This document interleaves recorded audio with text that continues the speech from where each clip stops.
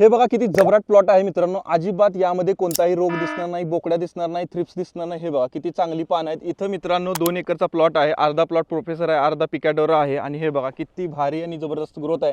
आता plot flowering मध्ये येत आहे. तर मित्रांनो या प्लॉटच्या वरती जे नेट टाकलेलं आहे मित्रांनो शेडसाठी, सावलीसाठी, हे बांधताना मी एक छोटीशी रील केली होती. बांधल्यानंतर आता 10 ते 12 दिवस या प्लॉटला झालेला आहे. त्यानंतर मी तुम्हाला रिझल्ट दाखवत आहे. अतिशय सुंदर रिझल्ट आहे.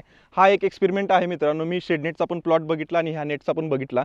तर हे जेव्हा पूर्ण सीझन होईल तेव्हाच आपल्याला रिझल्ट कळेल. तर मी टप्प्याटप्प्याने रील बनवत जाईल. माझ्या शेताच्या शेजारीच हा प्लॉट आहे मित्रांनो. तर ह्याला लगभग 250 किलो हे नेट लागतं मित्रांनो. आणि हे 150 रुपये किलो आहे. जर 250 गुणिले 150 जर केलं आपण इथं